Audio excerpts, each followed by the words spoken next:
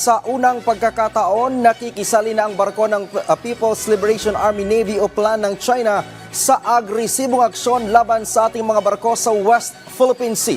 Mariin naman itong kinundina ng Philippine Coast Guard at iginit na ito'y isang overkill. Narito po ang aking report. 3 meters. Hindi lang isa, kundi 5 naglalakihang barko ng China ang nangharas sa mga barko ng Pilipinas kahapon sa Bajo de Masinloc.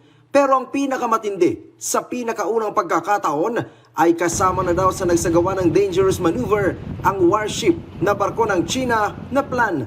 Sabi ni Commodore J. Tariela, PCG spokesperson for the West Philippine Sea. Nangyari ito 19 nautical miles mula sa Scarborough Shoal. Sa kabila nito, wala pa naman daw balak ang Pilipinas na ipadala sa West Philippine Sea ang Philippine Navy para ipangtapat sa gray ship ng China.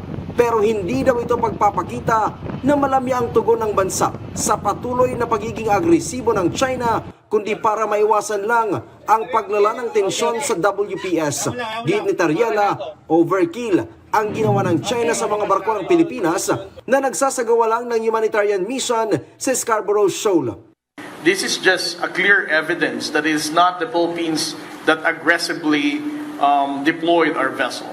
The one that is aggressive here, the one that is provocative and escalating tension in Bajo de Masinloc are the Chinese Coast Guard vessels. Mariin namang kinundina ng National Maritime Council ang ginawang pagdikit, pagbangga at pagtira ng water cannon ng China Coast Guard sa BRP Dato Pagbuwaya at BRP Dato Sanday na namamahagi lang sana ng tulong sa mga mangingisdang Pilipino sa karagatang sakop ng Exclusive Economic Zone ng Pilipinas. Ang ginawang ito daw ng China, malinaw na paglabag sa law of the sea. The National Maritime Council condemns the hostile actions against the country's legitimate maritime operations within its maritime zones. The aggressive posture of the Chinese vessels highlights a continuing pattern of aggression, coercion, and intimidation within Philippine waters. We are doing all possible actions that we are allowed to carry out. Despite of those water cannoning, dangerous maneuver, we're still holding our ground.